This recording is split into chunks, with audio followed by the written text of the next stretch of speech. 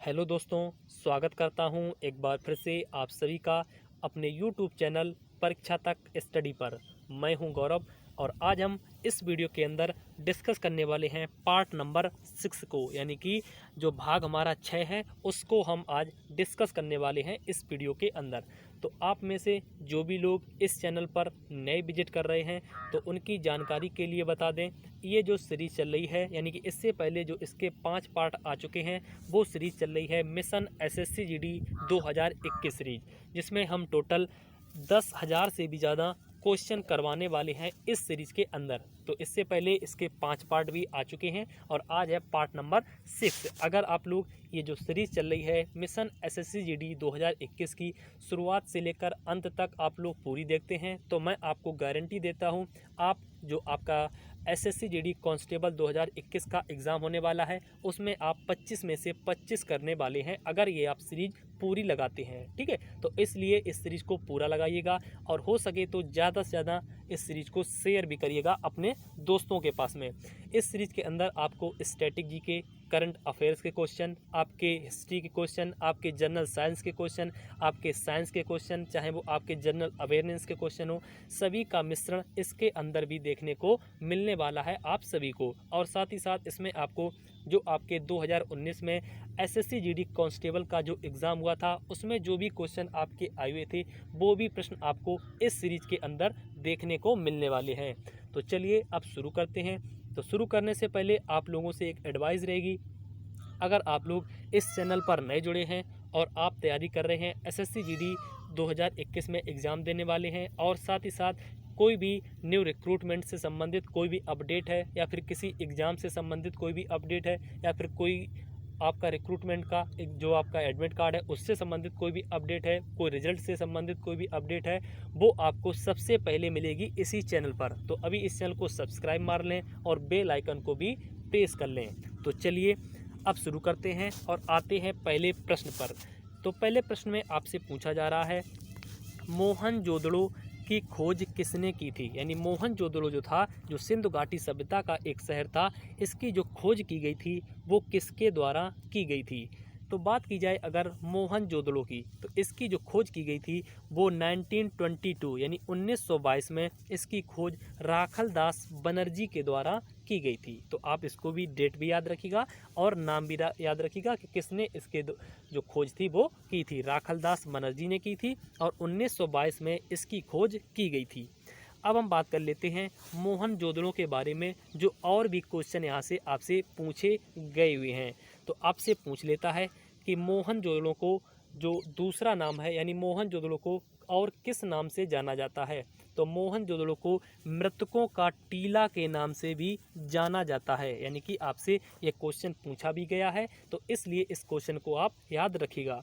अगर हम वर्तमान में बात कर लें कि जो हमारा मोहनजोदड़ो जो शहर है वो वर्तमान में किस जगह पर स्थित है, तो याद रखिएगा यह वर्तमान में पाकिस्तान की सिंधु नदी के निकट में स्थित है। ठीक है, नदी का नाम भी याद रखिएगा और पाकिस्तान का नाम भी याद रखिएगा क्योंकि यह सिंधु नदी में पाकिस्तान पर आपका पड़ता है मोहनजोदड़ो। ठीक है, और आपके इसी मोहनजोदड़ो शहर में एक नृत्य करती हुई नर्तकी की मूर्ति प्राप्त हुई थी। तो यहाँ से एक प्रश्न बनता है, आपसे पूछा जाता है जो मोहनजोदड़ो शहर से जो नर्तकी की मूर्ति प्राप्त हुई थी वो किसकी थी, यानी किस धातु की बनी थी? तो याद रखिएगा वो बनी थी कांस्य धातु की। किस धातु की बनी थी? कांस्य धातु की आपकी मूर्ति बनी हुई थी नर्तकी की। ठीक है, और इसी मोहनजोदड़ो शहर में एक जो सबसे बड़ी इमारत प्राप्त हुई थी उसका आपसे नाम पूछ लेता है। तो याद रखिएगा उसका जो नाम है वो है अन्नागार। क्या नाम है? अन्नागार। यानी कि अगर आपसे पूछे जो अन्नागार जो एक इमारत मिली है वो कहाँ पर मिली हुई है, तो वो मोहनजोदड़ो शहर में ही प्राप्त हुई थी अन्नागार आपकी इमारत। ठीक है, चलिए देखते हैं अगला प्रश्न। तो अगले प्रश्न पर बढ़ने से पहले हम आपको बता दें कि अगर आप इस वीडियो की पीडीएफ पाना चाहते हैं तो मेरा जो टेलीग्राम चैनल है परीक्षा तक स्टडी, उसको आप ज्वाइन कर लीजिएगा। वहाँ पर आपको जो इसकी पीडीएफ है वो प्रोवाइड करवाई जाएगी। अगर आप इसी वीडियो के डिस्क्रिप्शन बॉक्स में जाएंगे तो वहाँ पर आपको टेलीग्राम का लिंक मिल जाएगा, तो उसकी मदद से भी आप टेलीग्राम चैनल को ज्वाइन कर सकते हैं। ठीक है, चलिए अब बात कर लेते हैं क्वेश्चन नंबर 2 की। कह रहा है गौतम बुद्ध के गुरु कौन थे? तो बात आती है गौतम बुद्ध की। यहाँ से जो क्वेश्चन है वो कई सारे क्वेश्चन यहाँ से पूछे जाते हैं आपके एग्ज़ामों में, चाहे वो आपका एसएससी का एग्ज़ाम हो या फिर वो आपका बैंक का एग्ज़ाम हो या फिर आपका वो चाहे आपका डिफेंस का एग्ज़ाम हो। तो बात कर लेते हैं गौतम बुद्ध के बारे में। तो गौतम बुद्ध का जो जन्म हुआ था वो हुआ था आपके 563 ईसा पूर्व में। कब हुआ था? 563 ईसा पूर्व में। अगर आपसे पूछे इनका जो जन्म हुआ था वो हुआ कहाँ पर था, तो कपिलवस्तु के लुम्बिनी नामक ग्राम में हुआ था। कहाँ पर हुआ था? कपिलवस्तु के लुम्बिनी नामक ग्राम में हुआ था। ठीक है। फिर आपसे पूछता है आपके जो गौतम बुद्ध थे इनके पिता का क्या नाम था, तो इनके पिता का नाम था शुद्धोधन। क्या था? शुद्धोधन, जो कि शाक्यगढ़ के राजा थे। ठीक है। अगर पूछ ले इनकी माता का क्या नाम था, तो इनकी माता का नाम था माया देवी। क्या था? माया देवी। ठीक है। इनके बचपन का नाम क्या था, तो गौतम बुद्ध के जो बचपन का नाम था वो था सिद्धार्थ। ठीक है। अगर पूछ ले इनकी पत्नी का क्या नाम था, तो इनकी पत्नी का नाम था यशोधरा। क्या था? यशोधरा। ठीक है। अगर पूछे इनके पुत्र का नाम क्या था, तो इनके पुत्र का नाम था राहुल। क्या था? राहुल। ठीक है। तो सभी का नाम आप याद रखिएगा। फिर इनको बात आती है इनको ज्ञान कब प्राप्त हुआ, तो इनको 6 वर्ष की कठिन तपस्या करने के बाद इनको ज्ञान की प्राप्ति हुई। तो यहाँ से क्वेश्चन आपसे बनता है, आपसे पूछता है कि गौतम बुद्ध को ज्ञान जब प्राप्त हुआ था तो किस नदी के किनारे हुआ था, तो इनको निरंजना नदी के किनारे ज्ञान की प्राप्ति हुई थी। ठीक है।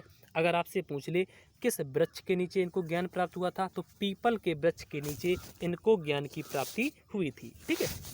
और इन्हीं गौतम बुद्ध को ही आपका एशिया का ज्योतिपुंज भी कहा जाता है। ये जो प्रश्न है ये एसएससी जीडी के एग्ज़ाम में 2019 में भी पूछा गया था। आपसे पूछा गया था कि एशिया का ज्योतिपुंज किसे कहा जाता है, तो वो गौतम बुद्ध को ही कहा जाता है। ठीक है।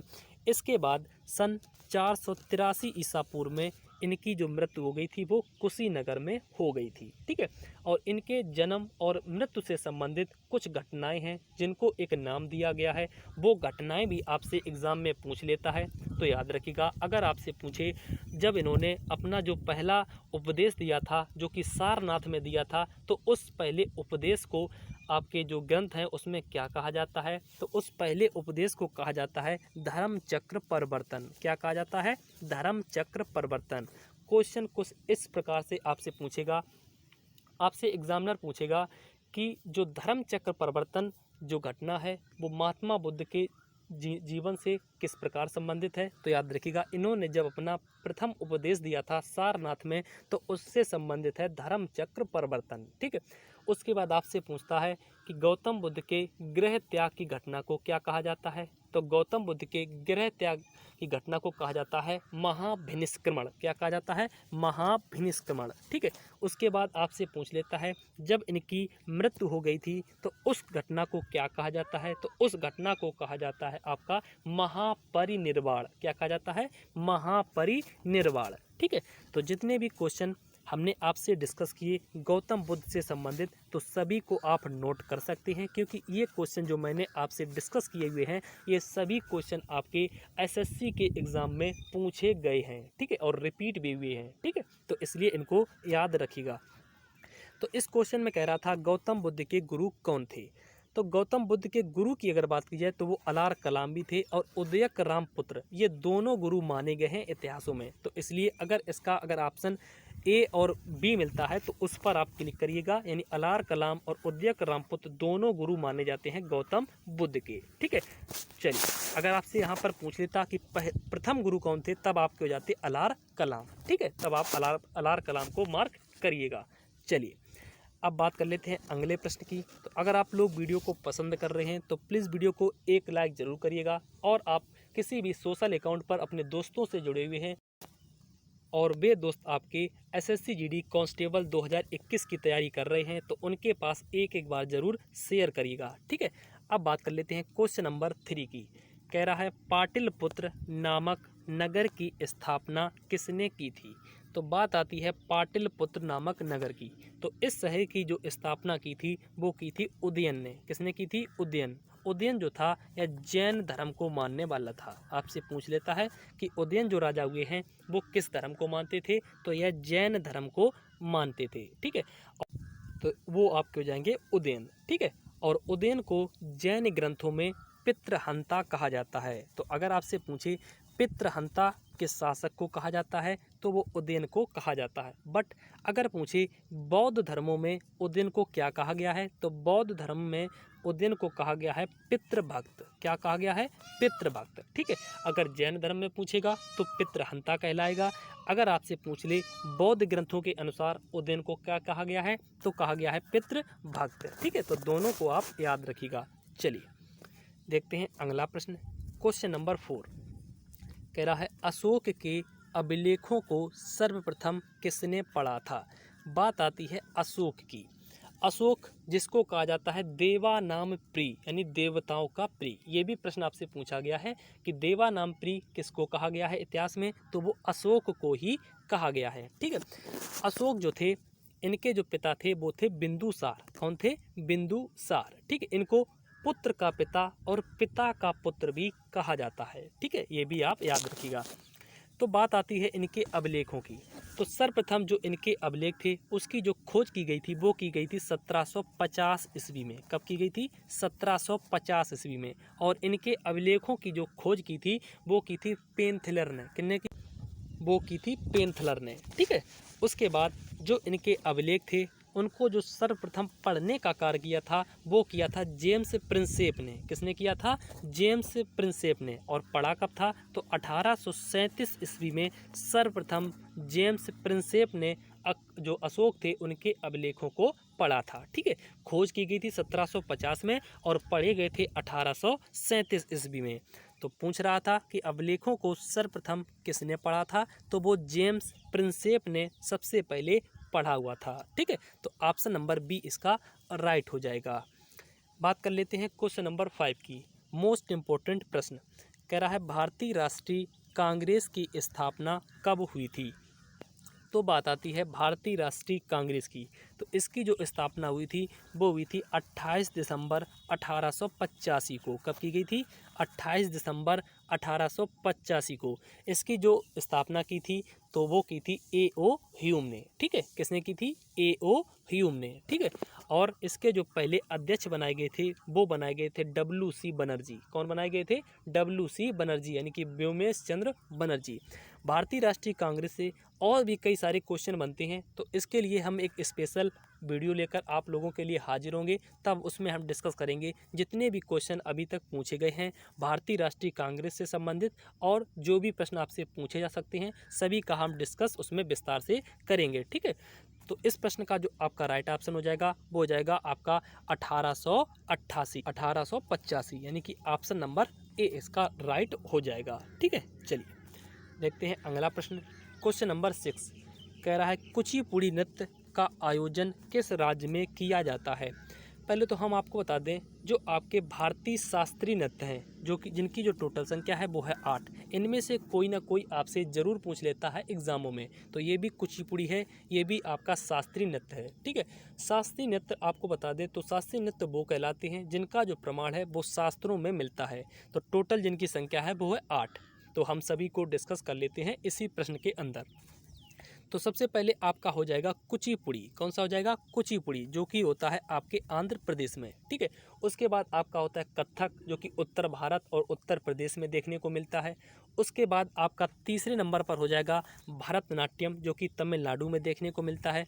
आपका चौथे नंबर पर हो जाएगा कथकली जो कि केरल में मिलता है। और वहीं बात की जाए पाँचवें नंबर पर मोहिनी अट्टम की तो वो भी केरल में देखने को मिलता है। अगर हम बात करें छठवें नंबर की तो उसमें आपका ओडिसी हो जाएगा जो कि आपको ओडिशा में देखने को मिलता है। अगर सातवें नंबर पर बात की जाए तो आपका मणिपुरी हो जाएगा जो कि मणिपुर में देखने को मिलता है। और आठवें और अंतिम नृत्य की बात की जाए जो कि आपका है सत्रिया नृत्य जो कि असम में देखने को मिलता है। ठीक है, तो आठों शास्त्रीय नृत्य को आप एक जगह पर नोट कर लीजिएगा, उनको आप याद जरूर कर लीजिएगा क्योंकि ये शास्त्रीय नृत्य आपसे पूछ लिए जाते हैं एग्जाम में। ठीक है, अगर बात करें इस प्रश्न की, कह रहा था कुचिपुड़ी नृत्य का आयोजन किस राज्य में होता है, तो ये किया जाता है आंध्र प्रदेश में। ठीक है, चलिए देखते हैं क्वेश्चन नंबर 7 कह रहा है राज्यसभा के सदस्यों का कार्यकाल कितना होता है। तो अगर बात की जाए राज्यसभा की, जिसके लिए जो आर्टिकल नंबर हमारे संविधान में है वो है 80, संसद के लिए जाएगा 79 और आपका जो लोकसभा के लिए हो जाएगा वो हो जाएगा 81 और राज्यसभा के लिए हो जाएगा 80। ठीक है, इनके जो सदस्य होते हैं उनका जो कार्यकाल होता है वो होता है 6 वर्षों का। कितने वर्षों का होता है? 6 वर्षों का। ठीक है, और जो आपके राज्यसभा के जो सदस्य होते हैं उनकी जो मिनिमम आयु है जो राज्यसभा सदस्य बन सकते हैं वो होनी चाहिए 35 वर्ष। ठीक है, उसके बाद वहीं अगर लोकसभा की बात की जाए तो उनका जो कार्यकाल होता है वो 5 वर्ष का होता है और उनके लिए जो न्यूनतम उम्र है वो है 25 साल। ठीक है, राज्यसभा आपका स्थायी सदन है और जो आपका लोकसभा है वो एक अस्थायी सदन है। ठीक है, वहीं अगर राज्यसभा की बात की जाए तो यह उच्च सदन है और जो हमारा लोकसभा है ये हमारा निम्न सदन है। ठीक है, लोकसभा की जो अध्यक्षता करते हैं वो लोकसभा अध्यक्ष करते हैं जो कि वर्तमान में ओम बिरला जी हैं। ठीक है, वहीं अगर राज्यसभा की बात की जाए तो इसकी जो अध्यक्षता करते हैं वो करते हैं भारत के उपराष्ट्रपति जो कि हमारे जो वर्तमान में हैं वो है वेंकैया नायडू जी। ठीक है, तो सभी को आप नोट कर लीजिएगा। चलिए अब देख लेते हैं अगला प्रश्न।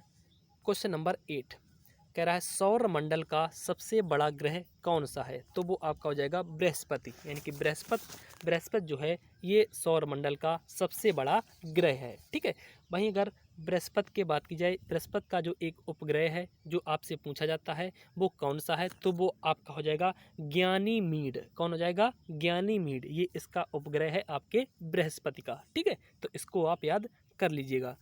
चलिए देखते हैं अगला प्रश्न। क्वेश्चन नंबर 9 मोस्ट इम्पोर्टेंट प्रश्न, क्योंकि यहाँ से जो क्वेश्चन है वो काफ़ी सारे देखने को मिलते हैं। कह रहा है आरबीआई की स्थापना कब हुई थी? अगर बात की जाए आरबीआई की तो आरबीआई की स्थापना होती है 1 अप्रैल 1935 को। कब की जाती है? 1 अप्रैल 1935 को। ठीक है, इसका जो राष्ट्रीयकरण होता है वो होता है 1 जनवरी 1949 को। ठीक है, स्थापना होती है 1 अप्रैल 1935 को और इसका जो राष्ट्रीयकरण होता है वो होता है 1 जनवरी 1949 को। जब आरबीआई आपका इस्टेब्लिश हुआ था, यानी इसकी जो स्थापना हुई थी, तब इसका जो हेडक्वार्टर था वो था कलकत्ता। ठीक है, वहीं अगर वर्तमान में बात की जाए तो इसका वर्तमान में जो हेडक्वार्टर यानी मुख्यालय है वो हो जाएगा मुंबई। ठीक है, तो इसको आप याद कर लीजिएगा। अगर बात की जाए इसके जो पहले अध्यक्ष थे यानी जो बनाए गए थे इसके पहले प्रेसिडेंट वो कौन थे? तो वो आपके हो जाएंगे ओसबोर्न स्मिथ। वहीं अगर बात की जाए पहले भारतीय अध्यक्ष कौन हो जाएंगे? तो वो आपके हो जाएंगे सीडी देशमुख। ठीक है, और इसी आरबीआई की स्थापना के लिए एक हमारा आयोग भी गठित किया गया था। उस आयोग का आप नाम नोट कर सकते हैं। उस आयोग का नाम था हिल्टन यंग आयोग। ठीक है, तो इसको आप नोट कर सकते हैं। चलिए, तो बात कर रहा था इस प्रश्न में कि आरबीआई की स्थापना कब हुई थी? तो वो हुई थी 1935 में। चलिए देखते हैं अगला प्रश्न। क्वेश्चन नंबर 10 कह रहा है हेमिस नेशनल पार्क किस राज्य केंद्र शासित प्रदेश में स्थित है? यानी जो हमारा हेमिस नेशनल पार्क है वो किस राज्य या केंद्र शासित प्रदेश में स्थित है? तो हेमिस नेशनल पार्क जो कि भारत का सबसे बड़ा नेशनल पार्क है वो हमारा स्थित है लद्दाख में। कहाँ पर स्थित है? लद्दाख में, यानी कि ऑप्शन नंबर बी इस प्रश्न का राइट ऑप्शन हो जाएगा। चलिए बात कर लेते हैं 11 प्रश्न की। तो 11वें नंबर में प्रश्न में आपसे कह रहा है विश्व का सबसे ऊंचा पर्वत कौन सा है? तो अगर बात की जाए विश्व में सबसे ऊंचे पर्वत की तो वो हमारा हो जाएगा हिमालय पर्वत। कौन सा हो जाएगा? हिमालय पर्वत, जिसकी जो टोटल लेंथ है वो 8048 किलोमीटर है, यानी 8848 किलोमीटर इसकी टोटल लेंथ है। ठीक है, वहीं अगर ऑप्शन नंबर ए लिखा हुआ है किलीमंजारो, अगर किलीमंजारो की बात की जाए तो यह अफ्रीका की सबसे बड़ी चोटी है। कौन सी? किलीमंजारो। ठीक है, चलिए देखते हैं अगला प्रश्न। तो अगर आप लोग वीडियो को पसंद कर रहे हैं, आपको पढ़ाया हुआ आसानी से समझ में आ रहा है तो प्लीज़ वीडियो को एक लाइक ज़रूर कर दें और शेयर तो कर ही सकते हैं। अगर आपको मेरे द्वारा पढ़ाया हुआ आसानी से समझ में आ रहा है और आपको हमारी जो मेहनत है वो अच्छी लग रही है तो प्लीज़ वीडियो को एक बार शेयर ज़रूर मार दें। कह रहा है क्वेश्चन नंबर 12 में संयुक्त राष्ट्र का मुख्यालय कहाँ स्थित है? तो पहले तो हम बात करेंगे संयुक्त राष्ट्र के बारे में, जिसकी जो स्थापना होती है वो आपकी होती है 24 अक्टूबर 1945 को। कब की जाती है? 24 अक्टूबर 1945 को। इसीलिए 24 अक्टूबर को ही संयुक्त राष्ट्र भी बनाया जाता है। ठीक है, और इसकी 1945 में स्थापना होती है। जब हमारा संयुक्त राष्ट्र इस्टेब्लिश हुआ था तब इसमें जो टोटल देशों की संख्या थी वो थी 51। कितनी थी? 51। और जो इसमें अंतिम देश जो जुड़ने वाला था वो था आपका हो जाएगा पोलैंड। कौन हो जाएगा? पोलैंड। ठीक है, वहीं अगर वर्तमान में बात की जाए तो वर्तमान में जो इसमें टोटल देशों की संख्या है वो आपकी हो जाएगी 193 यानी 193। और जो अब इसमें वर्तमान में 193 देश हैं, इसमें जो अंतिम देश जुड़ा हुआ है वो जुड़ा हुआ है दक्षिण सूडान। ठीक है, कौन सा जुड़ा हुआ है? दक्षिण सूडान। अगर हम संयुक्त राष्ट्र की बात करें तो टोटल जो इसके अंग हैं वो है 6 शाखाएं। कितनी हैं? 6 शाखाएं। जो इसमें 6 में से जो 5 शाखाएं हैं उनका जो मुख्यालय है वो न्यूयॉर्क में ही स्थित है। और जो इसकी 6वीं शाखा है आपके संयुक्त राष्ट्र का जो अंतर्राष्ट्रीय मुख्यालय है तो उसका जो मुख्यालय है वो है द हेग, नीदरलैंड में। यानी जो इसकी 5 शाखाएं हैं उसका जो हेडक्वार्टर है वो न्यूयॉर्क में मिलता है। जो इसकी 6ठी शाखा है अंतर्राष्ट्रीय न्यायालय की, उसका जो हेडक्वार्टर है वो द हेग, नीदरलैंड में देखने को मिलता है। ठीक है, तो इसको आप नोट कर सकते हैं। वहीं अगर संयुक्त राष्ट्र के मुख्यालय की बात की जाए तो इसका जो मुख्यालय है वो आपका न्यूयॉर्क में स्थित है। यहाँ से एक प्रश्न और बन जाता है, आपसे पूछ लेता है जो संयुक्त राष्ट्र का जो मुख्यालय है वो किस द्वीप पर स्थित है? तो याद रहिएगा मैनहट्टन द्वीप पर स्थित है आपका संयुक्त राष्ट्र का मुख्यालय, जो कि न्यूयॉर्क में स्थित है। ठीक है, इसके जो टोटल देशों की संख्या है अस्थाई और स्थाई, टोटल जो देश हैं इसमें वो 15 हैं। इसमें से 5 आपके स्थाई देश हैं और 10 आपके अस्थाई देश हैं। अस्थाई देशों की संख्या में भारत भी आता है। ठीक है, तो इसको आप याद रखिएगा। अगर वहीं स्थाई देशों की बात की जाए तो उसमें आपका चीन हो जाएगा, इंग्लैंड हो जाएगा, तीसरे नंबर पर रूस हो जाएगा, चौथे नंबर पर फ्रांस हो जाएगा और आपका अमेरिका हो जाएगा। ठीक है, ये आपके स्थाई देश हैं और अस्थाई देशों की संख्या आपकी 10 है। ठीक है, चलिए देखते हैं अगला प्रश्न। क्वेश्चन नंबर 13 कह रहा है सूर्य से प्राप्त ऊर्जा का स्रोत क्या है? तो सूर्य से जो हमें ऊर्जा मिलती है उसका जो स्रोत है वो आपका हो जाएगा नाभिकीय संलयन। कौन सा हो जाएगा? नाभिकीय संलयन। यानी कि ऑप्शन नंबर जो बी लिखा हुआ है वो इस प्रश्न का राइट ऑप्शन हो जाएगा। ठीक है, चलिए देखते हैं अगला प्रश्न। अब आपके शुरू होते हैं करंट अफेयर्स के क्वेश्चन इसके बाद जो देखने को मिलेंगे, यानी इस प्रश्न के बाद में। कह रहा है पत्तियों का जो रंग होता है वो किस कारण पीला हो जाता है? तो पत्तियों का रंग कैरोटीन की कमी के कारण आपका पीला हो जाता है। ठीक है, ये भी प्रश्न आपसे पूछा गया है एसएससी जीडी के एग्जाम में। चलिए देख लेते हैं अगला प्रश्न। क्वेश्चन नंबर 15 कह रहा फ्रेंच ओपन 2021 किसने जीता है? तो अगर हम बात करें फ्रेंच ओपन की जो 2021 का इवेंट हुआ है, वहीं अगर उसमें हम मेल कैंडिडेट की बात करें तो इसमें जो मेल कैंडिडेट जीते हैं वो नोवाक जोकोविच जीते हैं, जो कि सर्बिया से बिलोंग करते हैं। वहीं अगर फीमेल की बात करें तो फीमेल में जो जीता हुआ है वो बारबोरा क्रेजिकोवा ने जीता हुआ है, जो कि चेक गणराज्य से बिलोंग करती हैं। ठीक है, तो इसमें पूछा गया था किसने जीता हुआ है, तो वो आपका हो जाएगा नोवाक जोकोविच। ठीक है, यानी कि ऑप्शन नंबर सी इसका राइट ऑप्शन हो जाएगा। चलिए देखते हैं क्वेश्चन नंबर 16 आपसे कह रहा है सरस्वती पुरस्कार 2021 किसे मिला है? तो सरस्वती पुरस्कार 2021 की बात की जाए तो वो मिला हुआ है शरण कुमार निम्बाले को। किसको मिला हुआ है? शरण कुमार निम्बाले को, जो कि उनकी एक नोवेल है इस सनातन के लिए। किसके लिए? सनातन के लिए, जो कि एक मराठी नोवेल है। उसके लिए शरण कुमार निम्बाले को सरस्वती पुरस्कार से नवाजा गया है।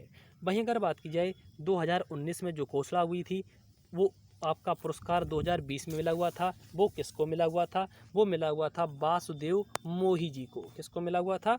वासुदेव मोही जी को। उनकी जो पुस्तक का नाम है वो आपकी हो जाएगी चेक बुक। यानी चेक बुक के लिए वासुदेव मोही जी को 2019 में सरस्वती पुरस्कार से नवाजा गया था। 2021 में आपके हो जाएंगे शरण कुमार निम्बाले।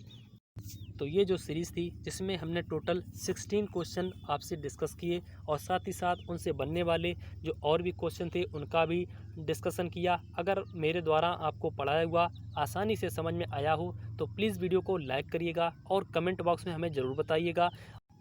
और जो भी कैंडिडेट इस चैनल पर नए जुड़े हैं तो प्लीज़ चैनल को सब्सक्राइब जरूर मान लें और जो बेल आइकन वाला बटन है उसको भी ऑन कर लें, ताकि आपके पास जो नोटिफिकेशन है वो समय पर आ सके। अब मिलते हैं नेक्स्ट वीडियो में, तब तक सभी भाइयों को जय हिंद।